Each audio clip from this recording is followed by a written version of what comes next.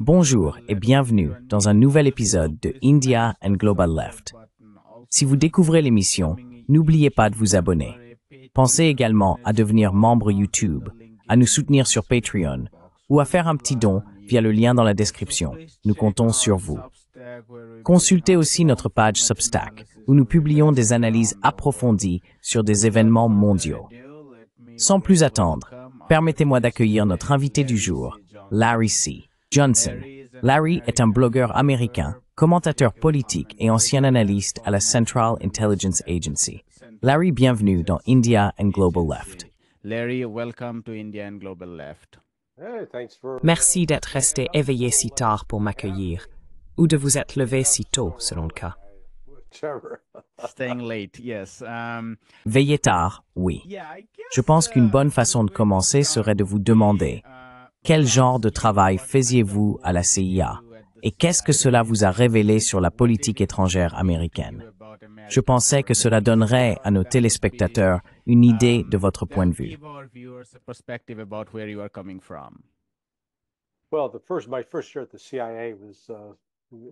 Eh bien, ma première année à la CIA a été consacrée à un programme d'orientation appelé le Career Trainee Program.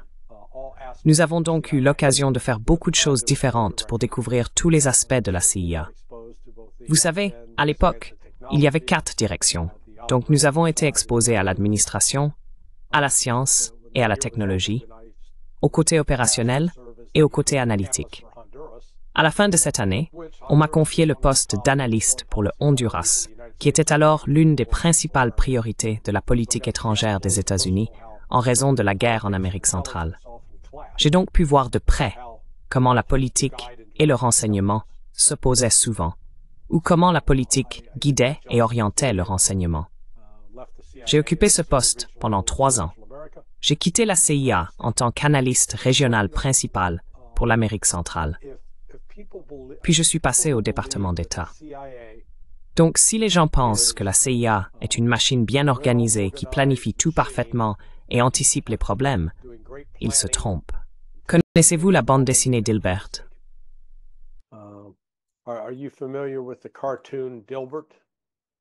Oui.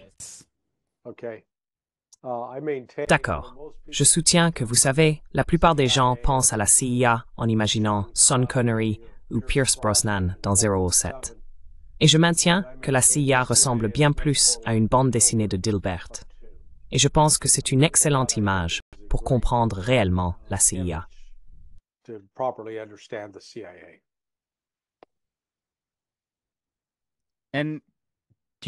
Et pensez-vous que quelque chose a changé une fois que vous avez quitté la CIA, ou estimez-vous que votre vision de la politique étrangère américaine, de manière générale, était la même lorsque vous étiez à la CIA et aujourd'hui?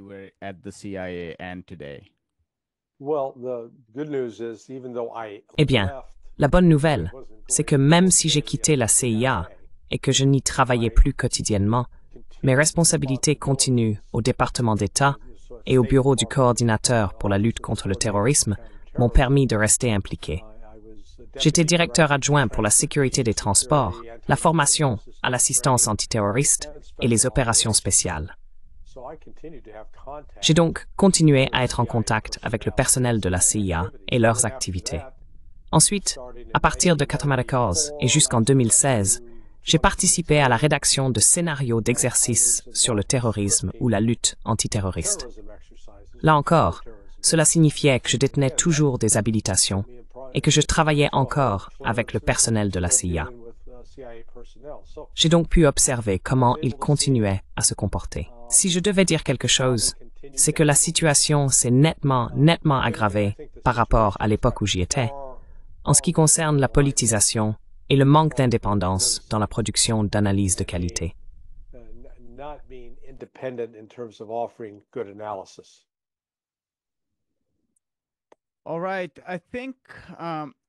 Très bien. Je pense que nous devrions commencer par l'Ukraine, puis terminer par le Moyen-Orient. J'imagine que l'actualité dont discutent les médias traditionnels en ce moment concerne l'attaque russe sur Soumy et Kharkiv. Donc si vous pouviez nous donner quelques informations sur ce qui se passe sur les lignes de front, cela nous aiderait peut-être à mieux comprendre les démarches diplomatiques et politiques en cours entre la Russie et l'Occident.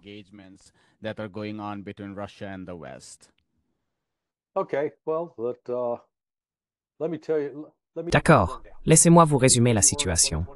En février 2024, les Russes ont pris Orikivka et Vassilivka, qui se trouvent au nord-ouest de Bakhmut.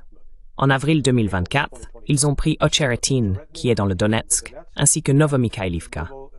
En mai 2024, ils ont conquis 5 villages au nord de Kharkiv: Strilesha, Krasne, Pilna, Borisivka et Odradne. En août, ils ont pris encore 4 ou 5 villages, 3 d'entre eux à l'est de Kupiansk, et 1 dans le Donetsk. Puis en novembre, ils en ont pris 3 de plus. La même chose s'est produite en octobre et en janvier. 4 autres. En février, 1. En mars, ils ont pratiquement chassé les Ukrainiens de Kurakov.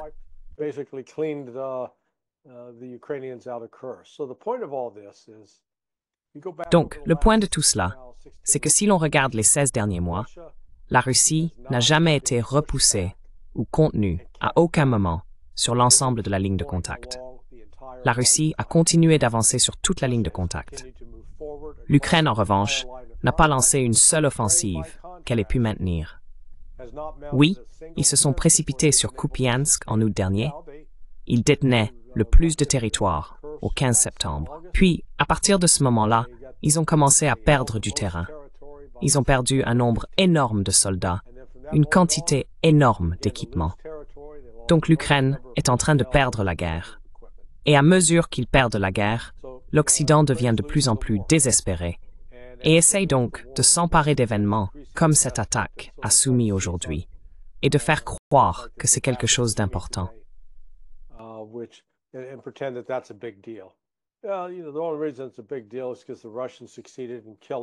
La seule raison pour laquelle c'est un gros problème, c'est parce que les Russes ont réussi à tuer un certain nombre de militaires, y compris du personnel militaire de l'OTAN. C'est pour ça qu'ils sont tous contrariés. Ils veulent faire semblant d'être. Oh, ils sont horrifiés que les Russes tuent des civils. Ne font-ils même pas attention à ce qui se passe à Gaza chaque jour? Le nombre, les centaines de femmes, d'enfants, de vieillards tués quotidiennement par les sionistes. Et le monde ne dit rien. Alors épargnez-moi vos larmes de crocodile pour Soumis. C'est la guerre. La Russie va gagner cette guerre militairement. Et l'Occident va devoir soit l'accepter, soit courir le risque d'entrer en guerre contre la Russie et de se faire battre.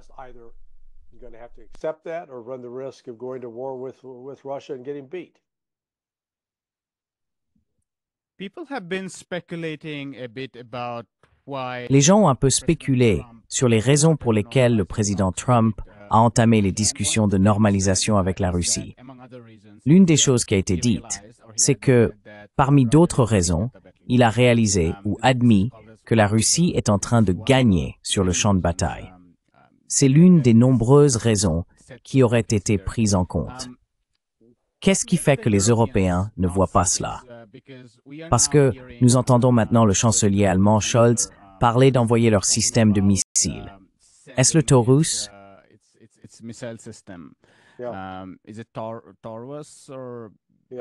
Oui, Taureau. Oui, Taureau. Comment expliques-tu le comportement des Européens dans leur relation avec la Russie?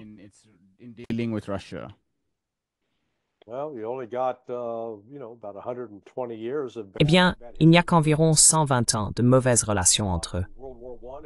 Pendant la Première Guerre mondiale, c'était l'Allemagne contre la Russie. Puis, on arrive à la Seconde Guerre mondiale. Eh bien, l'Allemagne a de nouveau envahi la Russie, qui était alors l'Union soviétique. Les Allemands ont donc la mauvaise habitude de ne pas être de très bons voisins.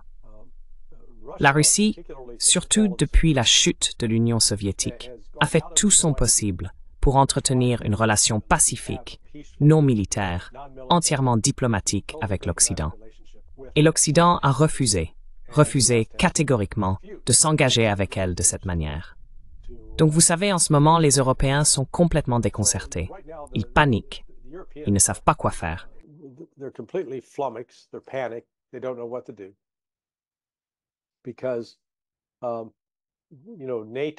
Parce que vous savez, l'OTAN est en train de se désagréger, malgré les affirmations selon lesquelles elle serait plus unie que jamais. Et puis, il y a des gens comme Ursula von der Leyen, je l'appelle friande de mensonges. Ursula von der Leyen prétend qu'ils vont créer une immense armée de l'Union européenne. Encore une fois, ces gens sont dans le déni de la réalité. Ils n'ont aucune unité nationale en tant qu'Européens. Ils conservent toujours leurs identités nationales distinctes. Italiens, Allemands, Suisses, Néerlandais, Français. Et essayer de surmonter cela est vraiment une tâche impossible. Les économies ne vont pas bien non plus. L'Allemagne est en train d'être désindustrialisée. Ils ont été complètement bafoués par les États-Unis.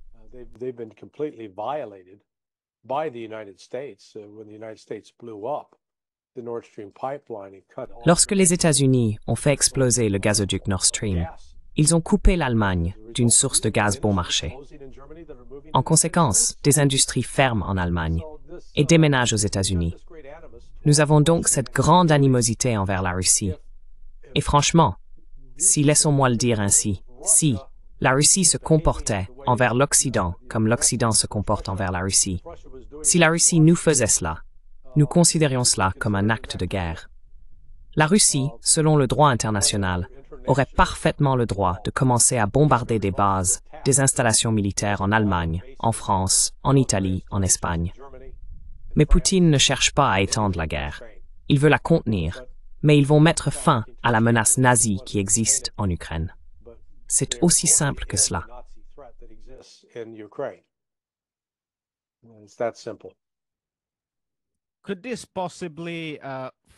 Cela pourrait-il éventuellement fracturer l'OTAN, étant donné que, d'après ce que je comprends, il ne s'agit plus seulement des soi-disant guerres tarifaires.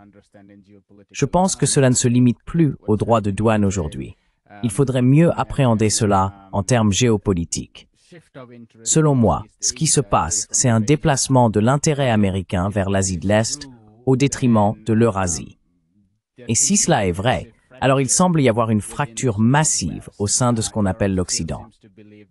L'Europe semble toujours croire qu'elle est importante et qu'elle pourrait soit faire chanter, soit convaincre les États-Unis de mener la guerre en Eurasie.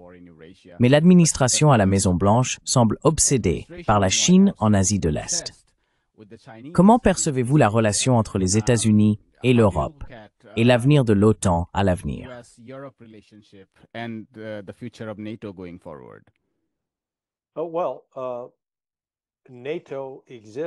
Eh bien, l'OTAN existe officiellement pour empêcher une invasion russe de l'Europe. La Russie n'a ni l'intention ni le désir d'envahir l'Europe. Maintenant, la Russie pourrait-elle finir par mener des attaques militaires contre l'Europe? Oh oui, absolument. Mais en réponse à des attaques européennes contre la Russie. Franchement, l'Europe a déjà mené suffisamment d'actions provocatrices pour que la Russie soit pleinement en droit de mener des frappes militaires sur leur territoire. La relation entre les États-Unis et l'Europe est très étrange en ce moment. D'un côté, on dirait qu'ils se dirigent vers une rupture. Vous savez, comme un couple qui ne va plus sortir ensemble. Ils vont déménager et prendre des chemins séparés.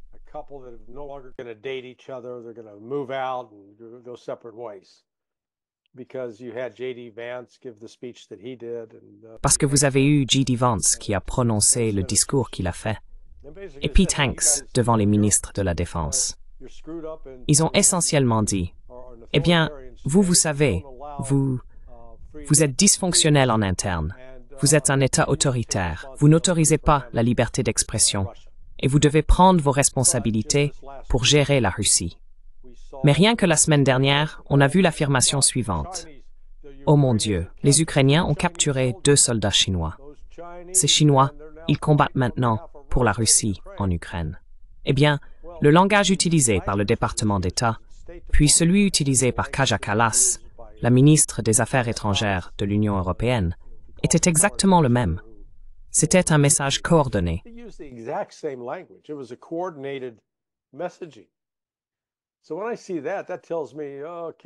Donc, quand je vois ça, ça me dit, d'accord, attendez une seconde. Ces types, c'est en quelque sorte mis en scène.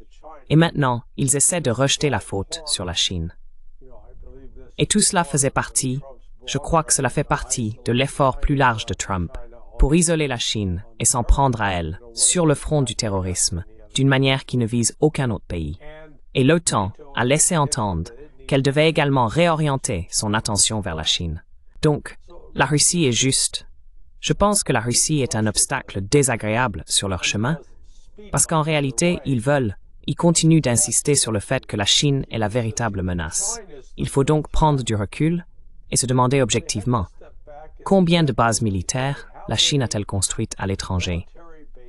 Je pense que la réponse est peut-être une seule. À Djibouti? Oui. Combien de bases militaires l'Inde possède-t-elle à l'étranger? 0. Je ne pense pas qu'il y en ait. Mon Dieu, il faut qu'on garde un œil sur vous, les Indiens. Vous êtes une puissance impériale. Vous vous préparez à conquérir le monde. Juste après que la Russie et la Chine aient fini, ce sera votre tour. Vous voyez à quel point tout cela est absurde. Zaxad ut fight befreien het freezing en de meten eend to lin megana agfro.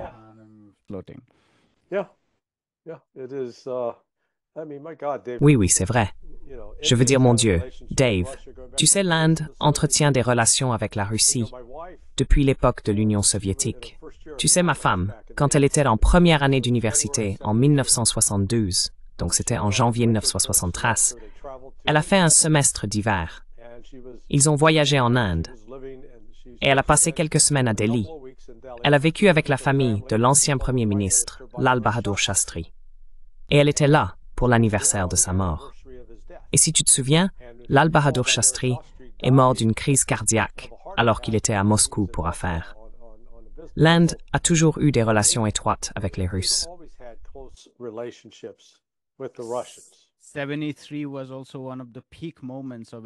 1973 a également été l'un des moments forts de la relation entre l'Inde et la Russie, en raison de la guerre de libération au Bangladesh, que l'Inde a soutenue, je pense, du bon côté de l'histoire. Et l'Union soviétique est intervenue de manière indirecte, car les Américains avaient envoyé leurs navires de guerre dans l'océan Indien, qui n'est reparti qu'après que les Soviétiques ont également envoyé leurs sous-marins nucléaires. Il aurait donc été difficile pour le Bangladesh de remporter sa guerre de libération sans l'Inde et en retour sans l'aide indirecte de l'Union soviétique. Donc j'imagine que 1973 a été l'un des moments forts du sentiment en Inde et au Bangladesh à l'égard de l'Union soviétique.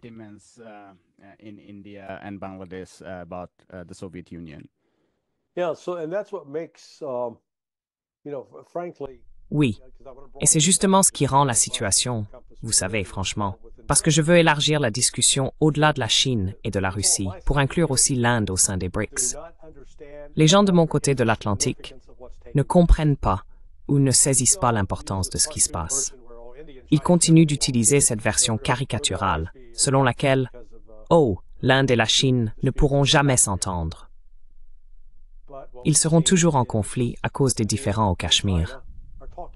Mais ce que nous voyons, c'est que l'Inde et la Chine dialoguent et commencent à coopérer dans d'autres domaines diplomatiques.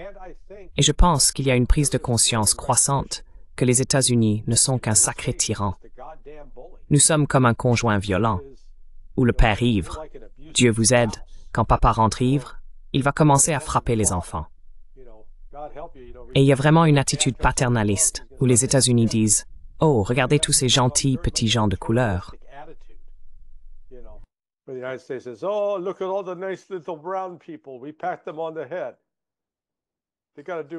On leur tapote la tête. Ils doivent faire ce qu'on leur dit de faire. Parce que si tu ne fais pas ce que je te dis de faire, je vais t'imposer des sanctions. Et tu sais, si tu avais un ami qui te traitait comme ça, tu ne resterais pas ami avec cette personne. Je veux dire, c'est une relation toxique. Et c'est tout ce que je vois. Les États-Unis et les Européens s'acharnent à promouvoir une relation toxique avec le reste du monde. Tu sais, ce que j'ai vu de mes propres yeux, j'ai eu le privilège de voyager en Russie 4 fois au cours des 17 derniers mois. Je suis allé 3 fois à Moscou, 1 fois à Saint-Pétersbourg. Mais j'ai aussi, tu sais, au Forum économique international de Saint-Pétersbourg, rencontrer des gens de 39 pays différents à travers le monde. Ce qui me fascine, c'est la façon dont les Russes interagissent avec les Africains et les Asiatiques. Il n'y a pas de faux semblants. C'est un race naturel. It's a very natural relationship. It's not the problem you get when you got European. Le problème, lorsqu'on a affaire à des Européens ou à des personnes venant des États-Unis, c'est qu'il existe un héritage raciste dont il est difficile de se défaire. Et il est compliqué de traiter les gens de manière honnête, sans condescendance. Ce que j'ai constaté dans le succès de la Russie, c'est que, eh bien, vous savez vous-même que si l'on vous prend de haut, si l'on vous parle avec condescendance, vous le ressentez immédiatement. Et c'est pour cela qu'on ne peut pas feindre la sincérité avec les gens. C'est ce que la Russie a réussi à faire.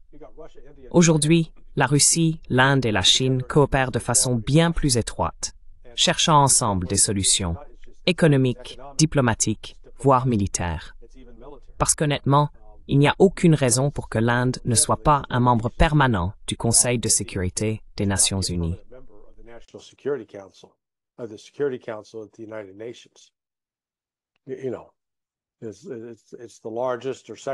Vous savez, c'est le plus grand ou le deuxième plus grand pays du monde, selon le jour et la façon dont on compte. Donc ce manque de respect issu de cet héritage colonial européen, et penser que la Grande-Bretagne a un jour contrôlé l'Inde, gouverné l'Inde, et les atrocités qui ont été commises dans leurs efforts pour la contrôler, je pense que cela reste peut-être l'une des raisons fondamentales pour lesquelles ils détestent la Russie. Parce que, immédiatement après la Seconde Guerre mondiale, l'Union soviétique a été très activement impliquée dans les mouvements de libération pour enlever le joug de l'empire colonial. Et mon Dieu, ces Européens, ils étaient furieux à ce sujet. Vous voyez, et regardez, au cours de l'année écoulée, on a enfin vu suffisamment d'Africains du Sahel se réveiller et dire aux Français « Hey, fichez le camp, vous savez, fichez le camp du Sahel. »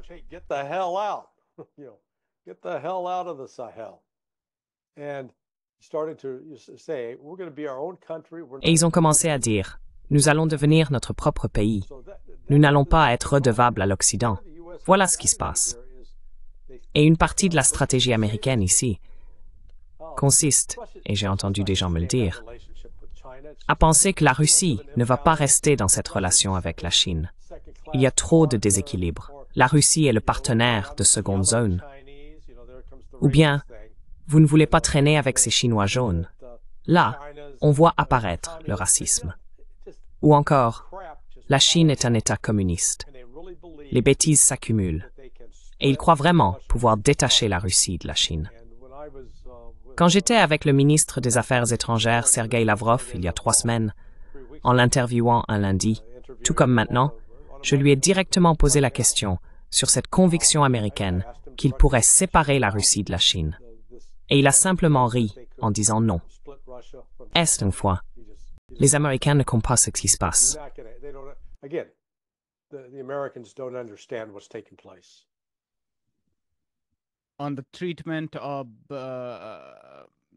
Sur le traitement des Africains et des autres, les Asiatiques, comme vous l'avez mentionné, je me souviens de la visite de Paul Robeson en Union soviétique en 1934, où il a dit, si je me souviens bien, que c'était la première fois qu'il ne se sentait pas comme un nègre. Je veux dire, on peut être aussi critique que l'on veut à propos du projet soviétique.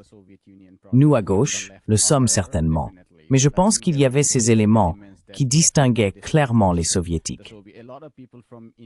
Beaucoup de personnes originaires d'Inde sont allées dans de nombreuses républiques d'Asie centrale, mais aussi en RDA, pour y faire des études supérieures. Et cela concernait une génération précédente. Ils disaient qu'ils se sentaient vraiment respectés. Et c'est ce que j'ai ressenti lorsque je suis allé en Chine, à ma grande surprise. Bien sûr, l'avantage en Chine, c'est qu'il n'y a pas l'Inde comme élément du nationalisme chinois.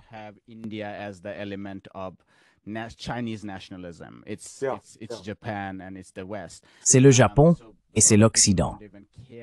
Donc beaucoup de gens ne se soucient même pas de l'Inde.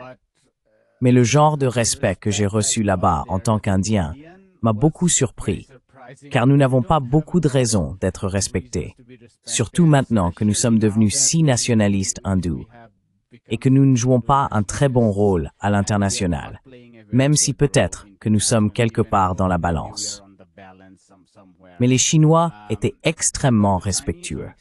J'ai même eu l'impression que le racisme est beaucoup plus répandu en Inde, car nous avons des structures de caste profondément ancrées et nous avons été profondément colonisés par la Grande-Bretagne, qui a laissé en nous de profondes racines de racisme.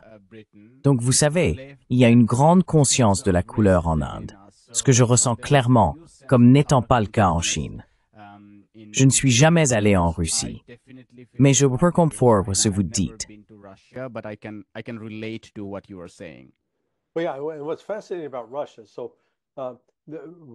Ce qui est fascinant à propos de la Russie, c'est que la Russie n'a même pas une population minoritaire importante, du moins dans la partie européenne de la Russie. Appelons-les des personnes à la peau plus foncée.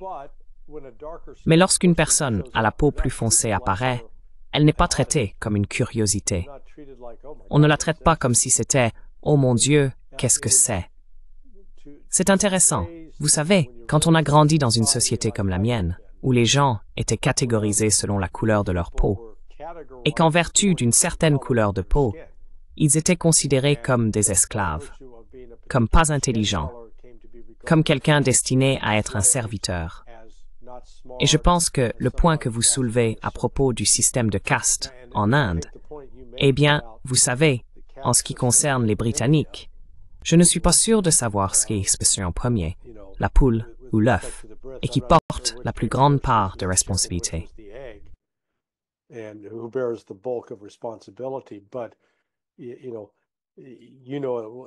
Mais, vous savez aussi bien que moi, par votre propre expérience, à quel point certaines attitudes s'enracinent chez les gens.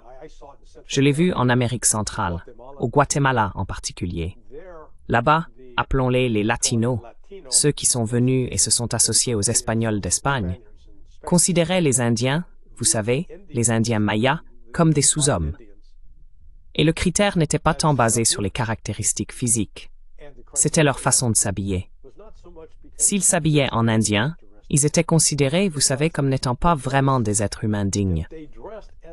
Donc je ne suis pas ici pour suggérer que le racisme était exclusif à l'Europe et aux États-Unis. On le retrouve dans d'autres pays à travers le monde. Mais ce qui m'a frappé en Russie, c'est qu'ils en sont dépourvus, d'après mon expérience.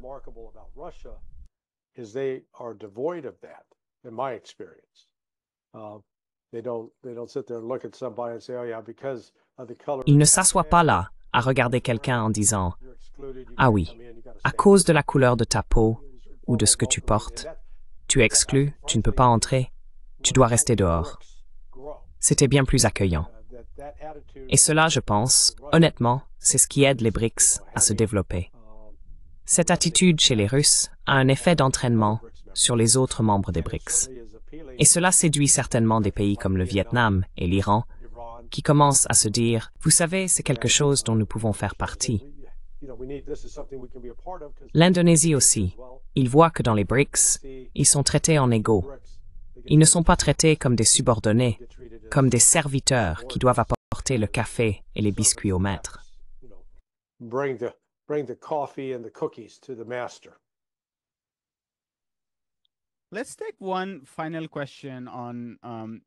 Prenons une dernière question sur la Russie avant de passer à l'Asie de l'Ouest. J'étais presque, vous savez, à court de mots, parce que pivot vers l'Asie est maintenant, vous savez, un terme à la mode. Mais bon, pivot vers l'Asie de l'Ouest en est un autre. Oui, je voulais peut-être vous interroger sur la façon dont vous voyez l'évolution des discussions entre les États-Unis et la Russie. Si j'ai bien compris, je pense que la différence réside dans le fait que l'administration Trump souhaite d'abord obtenir un cessez-le-feu global, puis discuter des arrangements sécuritaires, du sort des unités militaires ukrainiennes, voire des questions concernant le maintien des 4 oblasts et bien sûr de l'adhésion à l'OTAN.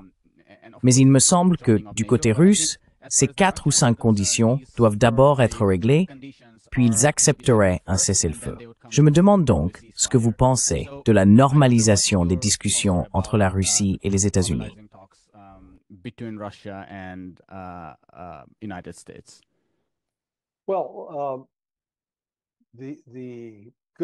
Eh bien, la bonne nouvelle, c'est qu'ils discutent. La mauvaise nouvelle, c'est que je ne pense pas que toute l'administration Trump écoute. Mais maintenant, avec Steve Witkoff, et il en est, je crois, à sa deuxième ou troisième conversation et celle-ci a été longue, avec Vladimir Poutine, je pense qu'une chose que les gens ont négligée en évaluant cette relation, c'est qu'ils oublient que Poutine et Witkoff sont tous deux avocats. Maintenant, je ne sais pas si vous avez déjà eu affaire à des avocats, mais les avocats ont une façon particulière de voir le monde. Ils ont une façon particulière de parler des faits, des preuves. Car être formé comme avocat, c'est être formé à considérer la loi d'une certaine manière. Et Poutine, malgré toute la propagande qui le présente comme un homme du KGB qui ne suit aucune règle, il est l'avocat par excellence.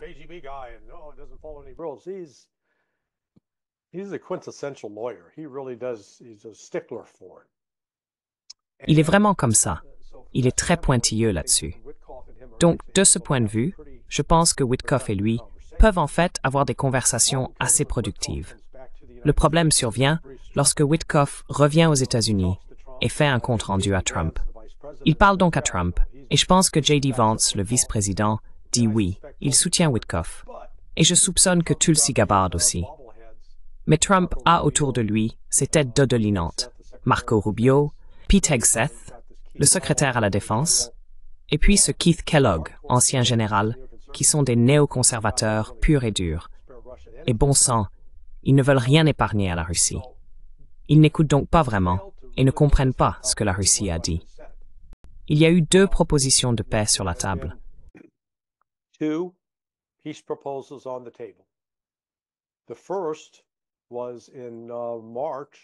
La première fois, c'était en mars 2022, et cela selon le ministre des Affaires étrangères Lavrov.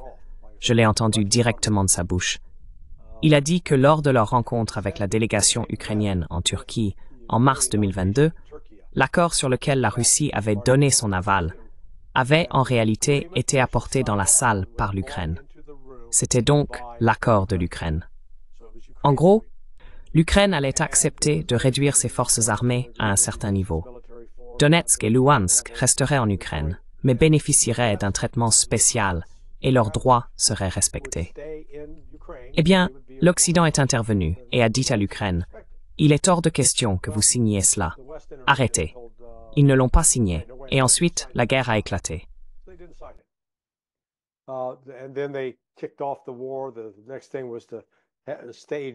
La prochaine étape a été de mettre en scène cette atrocité à Boutcha et d'en accuser les Russes.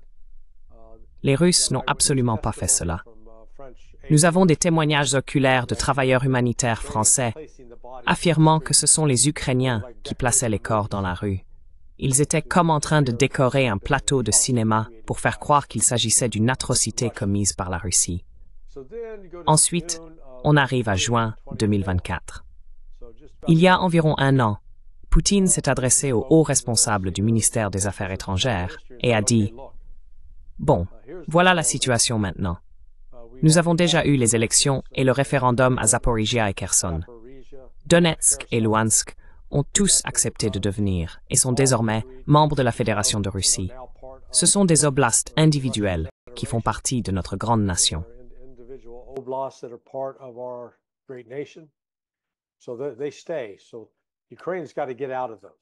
Donc ils restent. L'Ukraine doit donc se retirer de ces zones. Ils doivent retirer leurs forces, ils doivent réduire leur armée, ils doivent déclarer qu'ils ne deviendront jamais membres de l'OTAN, et ils doivent organiser de nouvelles élections. Et tant que tout cela n'arrive pas, on ne parle de rien d'autre. C'est tout. Pas de cessez-le-feu. Eh bien, c'est la position de la Russie depuis maintenant 10 mois, bientôt 11. Et l'Occident, lui, veut d'abord un cessez-le-feu. Et Lavrov, vous savez, il a encore évoqué ce point quand je l'ai rencontré avec le juge Napolitano et Mario Navfal. Il a dit, écoutez, nous avons vécu à maintes reprises des situations où l'Occident a rompu un cessez-le-feu.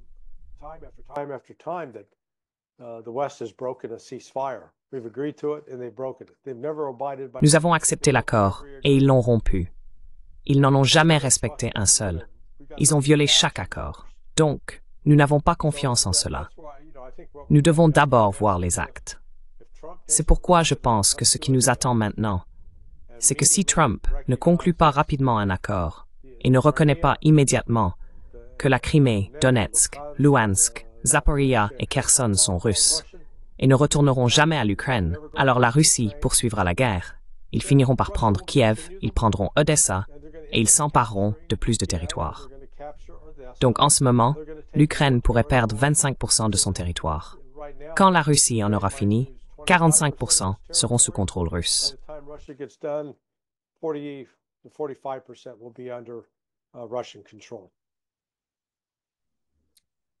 Let's pivot to West Asia then. Passons donc à l'Asie de l'Ouest. Il y a tant de choses à discuter, mais je pense qu'il est important de commencer par Israël, car c'est au centre du tumulte au Moyen-Orient, que ce soit en mer Rouge ou en direction de l'Iran. Aujourd'hui, la Turquie et Israël se disputent davantage de bases aériennes et de terre, en particulier dans le sud-ouest de la Syrie. Mais plus que tout, je pense que la tentative de nettoyage ethnique se déroule à Gaza. 1400 personnes ont été déclarées tuées depuis la rupture du cessez-le-feu et 2,1 millions de personnes sont constamment déplacées, sans nourriture, sans abri, alors que les stocks s'accumulent au point de passage. Ce sont des témoignages de l'OCHA, du Programme alimentaire mondial, de l'OMS, ainsi que de 6 agences de l'ONU. Ce ne sont pas des rapports du Hamas, contrairement à ce que voudraient faire croire les médias traditionnels. Ma question est la suivante. Washington a-t-il complètement perdu la main en ce qui concerne la politique palestinienne? Est-elle entièrement sous l'emprise du lobby sioniste ou reste-t-il une marge de manœuvre pour que les États-Unis jouent un rôle?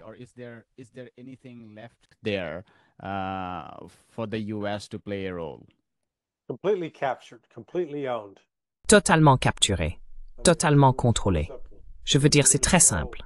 Il n'y a pas toute personne qui ose suggérer que le Hamas n'est pas une organisation terroriste est immédiatement attaquée et accusée d'être un sympathisant des terroristes ou d'être antisémite. Vous savez, Dieu merci, je suis citoyen américain. Ils ne peuvent pas me foutre dehors du pays.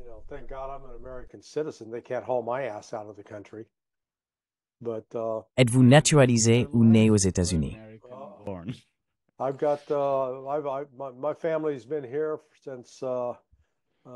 Ma famille est ici depuis bien plus de 400 ans.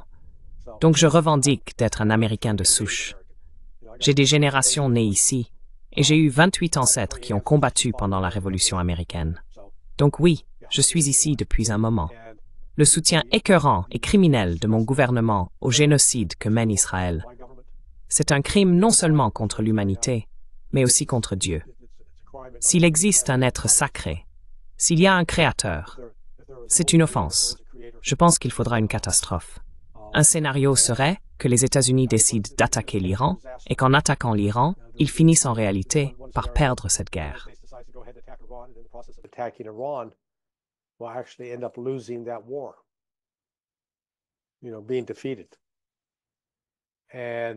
Vous savez, être vaincu. Et de cette défaite naîtront un grand chaos, une grande colère, une grande consternation, et peut-être enfin une chance de porter un regard objectif sur ce que fait Israël. En ce moment, Israël bloque le déplacement de 50 000 chrétiens palestiniens qui essayent de visiter les lieux saints associés à la crucifixion et à la résurrection de Jésus. Et il y a tous ces chrétiens sionistes, fous dans mon pays, qui finissent par soutenir Israël tout en étant discriminatoires envers les chrétiens. C'est malsain. Donc non, pour répondre brièvement à votre question, totalement sous contrôle, mon vieux. Totalement sous contrôle.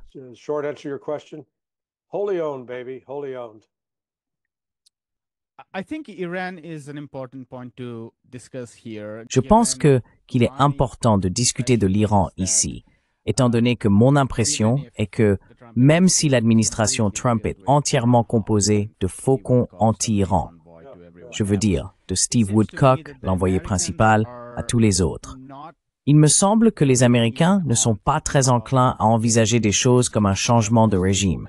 Ils se concentrent surtout sur l'obtention d'un accord nucléaire, en s'assurant que l'Iran ne possède pas d'armes nucléaires. C'est ainsi que je le comprends. D'un autre côté, si l'on pense à Israël, je ne crois pas qu'il se concentre uniquement sur la prévention de l'acquisition d'une arme nucléaire par l'Iran. Je pense que leur objectif ultime est celui que Netanyahou avait exposé à la fin des années 90, un changement de régime, les uns après les autres, en terminant par l'Iran. Où mènent donc ces soi-disant discussions d'Oman? Selon vous, quelle serait la relation entre les États-Unis et l'Iran à l'avenir? Les Américains agiraient-ils de manière indépendante dans le cas de l'Iran, ou bien, comme pour la Palestine, seraient-ils complètement influencés par Tel Aviv?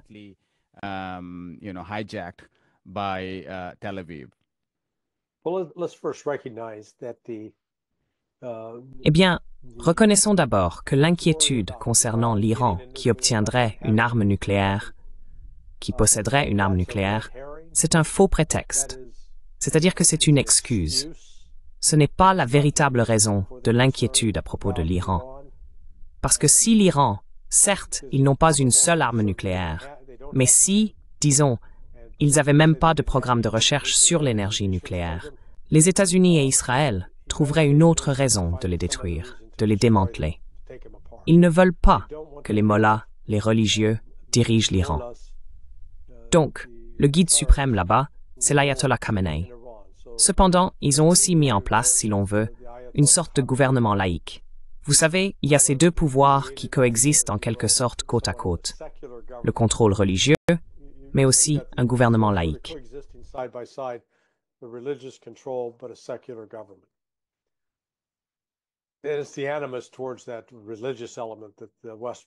C'est l'animosité envers cet élément religieux que l'Occident cherche à détruire. Et jusqu'à récemment, on pouvait y ajouter tous les Arabes du Golfe, en particulier les Saoudiens. Mais sous l'influence de la Russie et de la Chine, on a assisté à une réconciliation entre l'Iran et l'Arabie saoudite, ce qui contrarie fortement les États-Unis. Car tant qu'on pouvait entretenir l'idée que l'Iran était la grande menace terroriste et le principal facteur de déstabilisation, alors qu'en réalité, au cours des 25 dernières années, si l'on regarde qui a soutenu les groupes ayant commis le plus d'attentats terroristes, le terrorisme étant défini comme l'usage de la violence contre des civils à des fins politiques. Ce titre revient à l'Arabie saoudite.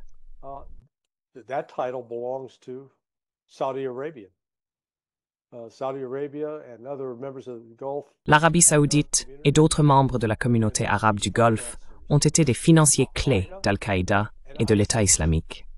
En fait, il existe même des preuves que les États-Unis eux-mêmes ont contribué à financer l'État islamique et à y acheminer de l'argent, les utilisant à leurs propres fins.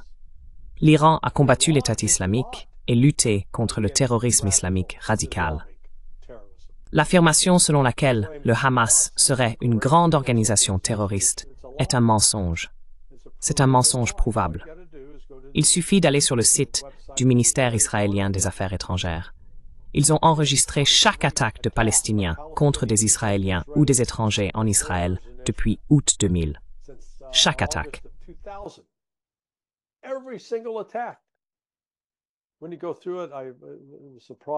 En l'examinant, j'ai été surpris d'apprendre qu'il y avait eu environ 661 attaques sur cette période de 25 ans. Et parmi celles-ci, sur 25 ans, environ 105 impliquaient des personnes associées au Hamas. Et il ne s'agissait pas d'attentats terroristes de masse, c'était plutôt des agressions individuelles. Vous savez, beaucoup de ces attaques ne naissaient pas d'une haine envers les Juifs en tant que tels. C'était plutôt « nous les détestons parce qu'ils prennent nos terres ». Un peu comme, vous savez, mes ancêtres se sont battus contre les Britanniques pour chasser une puissance coloniale. On se rend donc soudainement compte que, malgré l'affirmation, la fausse affirmation, selon laquelle l'Iran serait le principal sponsor du terrorisme, ce n'est pas le cas.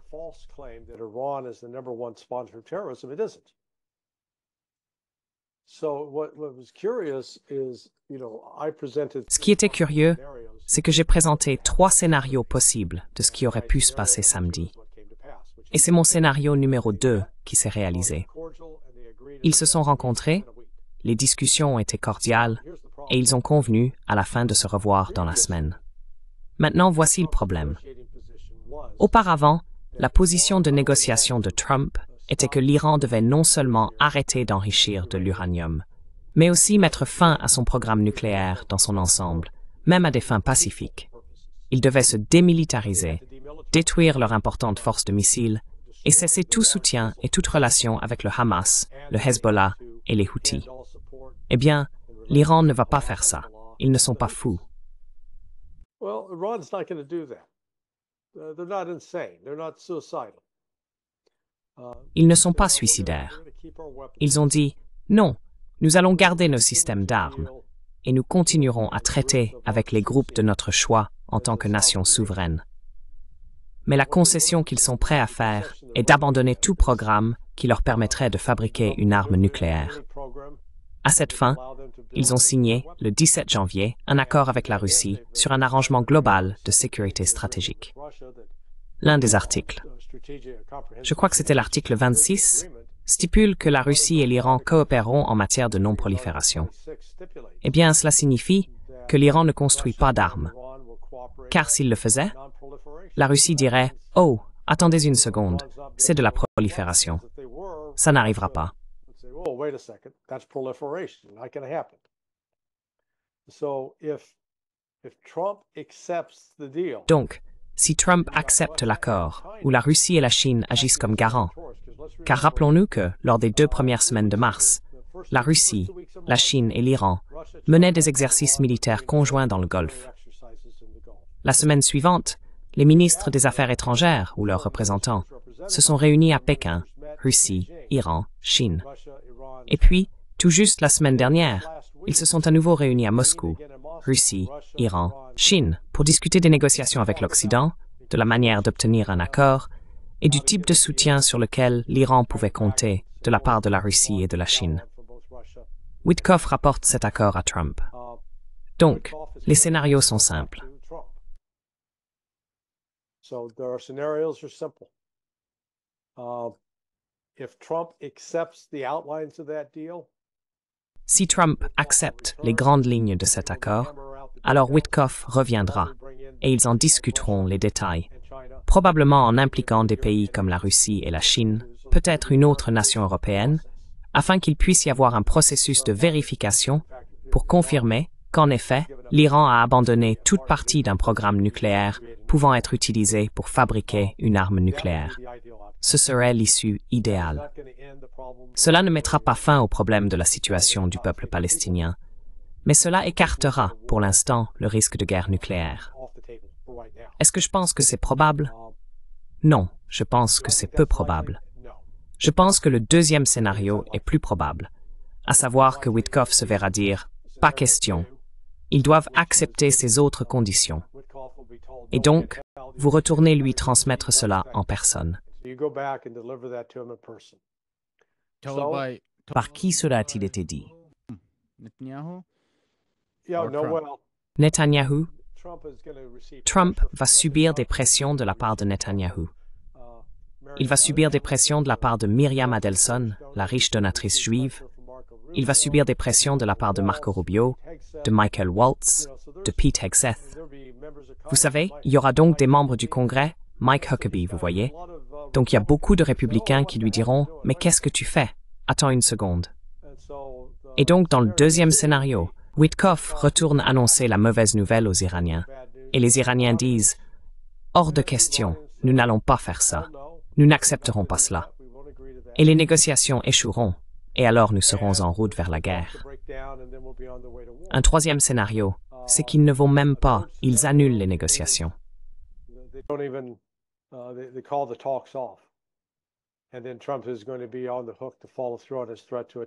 Et maintenant, Trump va être obligé de mettre à exécution sa menace d'attaquer l'Iran. Le problème, c'est que Trump a donné l'autorisation d'attaquer et de détruire les Houthis. Ils ont commencé cette campagne de bombardement le 15 mars. Nous voilà, vous savez, presque au 14 avril, donc 30 jours plus tard. Comment cette campagne se passe-t-elle? Les Houthis tirent toujours des missiles sur Israël. Les Houthis continuent de bloquer la mer Rouge. Les Houthis ont abattu, selon leur dire, 4 drones Predator rien que ces 2 dernières semaines.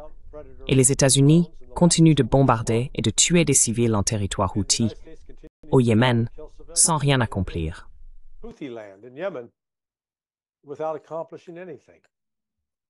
Et en dépensant des millions de dollars, si vos girls calculent. 1 milliard. 1 milliard. Selon les estimations actuelles. Parce que si l'on considère, ils affirment que le coût que j'ai vu pour un drone Predator est d'au moins 30-31 millions de dollars. D'autres ont affirmé que non, il s'agit de versions plus sophistiquées, qui coûtent 50 millions de dollars. Eh bien, prenons le chiffre de 50 millions, cela fait 200 millions de dollars, littéralement jetés par la fenêtre en 2 semaines. C'est un rythme de dépenses assez impressionnant et rapide pour des dollars.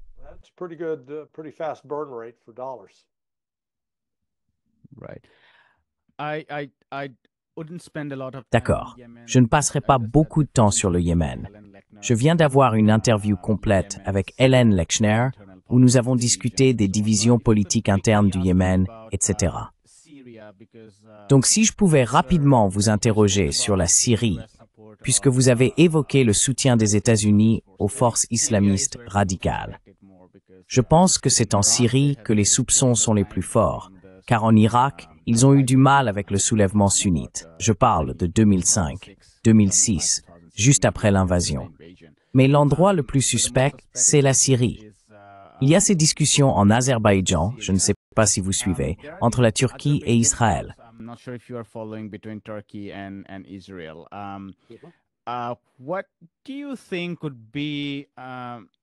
Que pensez-vous de la relation possible entre la Syrie et Israël? Parce que la Syrie a longtemps été un pilier du nationalisme arabe et la cause palestinienne était très centrale. Je parle de 1967. Bien sûr, les choses ont changé avec l'arrivée d'Assad. Il est devenu très faible et donc il n'était pas du tout décisif. Mais les Israéliens espéraient obtenir un régime plus amical en Syrie. Mais il semble qu'ils fassent tout pour aliéner le gouvernement de Damas. Et la Turquie, bien sûr, en profite. Je ne suis pas sûr de l'avenir de la relation entre la Syrie et Israël.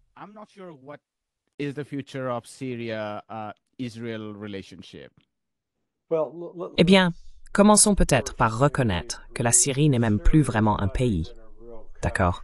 Ce n'est plus qu'un nom sur une carte. Donc il y a les Turcs, les Israéliens.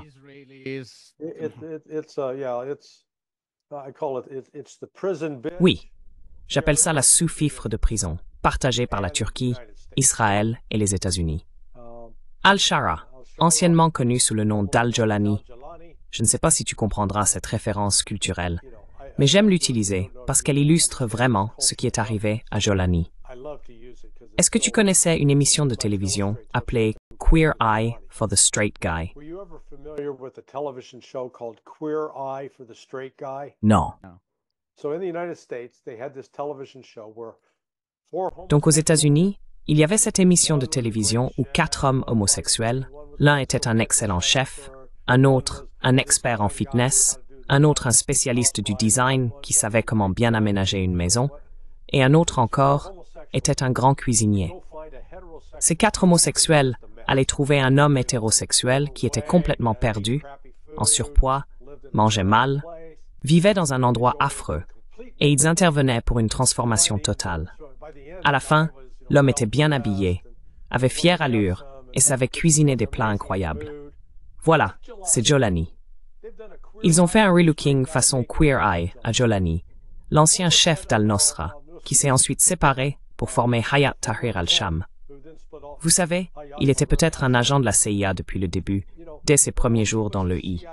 Peut-être que la CIA l'avait recruté à ce moment-là pour obtenir un accès.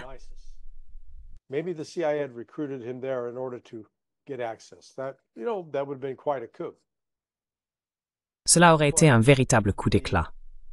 Mais ces types sont soutenus par les Saoudiens, les Omanais, les Koweïtiens, les Arabes du Golfe. Ils sont ravis de voir Assad partir, parce qu'Assad entretenait cette relation avec l'Iran.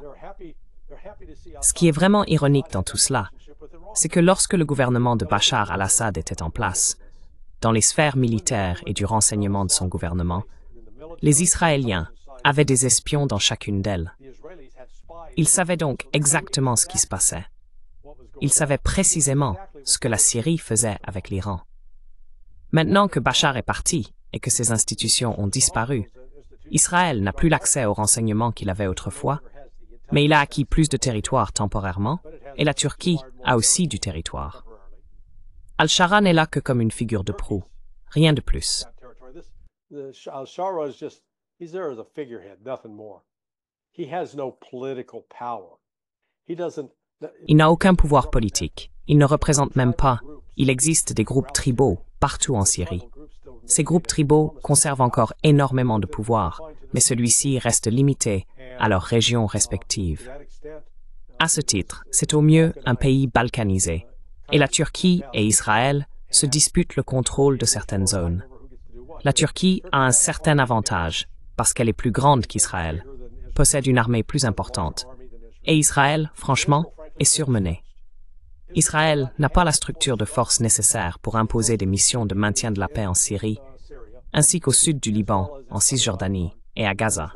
Ainsi, Israël subit une pression interne croissante, beaucoup de problèmes domestiques.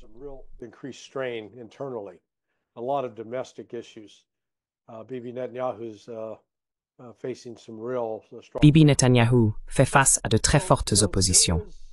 Donc vous savez, le peuple syrien a vu cela comme un grand coup porté à l'Iran. Vous savez, l'Iran a collaboré avec la Syrie, mais, et réfléchissez-y en ces termes, lorsque l'Iran a envoyé son corps des gardiens de la révolution islamique en Syrie pour combattre Daesh, il luttait contre l'extrémisme sunnite radical responsable de la mort de milliers de personnes à travers le monde. Et les États-Unis affirmaient que Daesh était notre ennemi. Mais pensez-vous que les États-Unis se seraient alliés à l'Iran pour combattre cette forme radicale de terrorisme? Oh, certainement pas. Nous avons dû combattre et tuer des Iraniens. Disons simplement que si vous cherchez de la logique et de l'intelligence là-dedans, vous allez chercher longtemps parce que vous n'allez pas en trouver.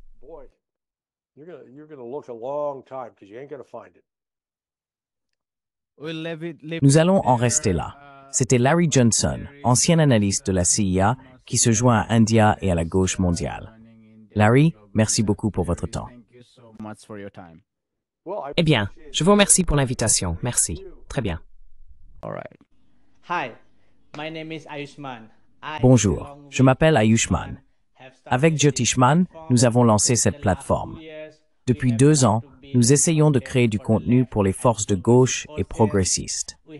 Jusqu'à présent, nous avons interviewé des économistes, des historiens, des commentateurs politiques et des militants. Si vous appréciez notre contenu et souhaitez que nous construisions une archive pour la gauche, j'ai 2 demandes à vous faire. Merci d'envisager de faire un don à cette cause.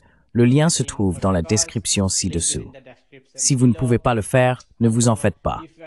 Vous pouvez toujours aimer nos vidéos et les partager avec vos camarades.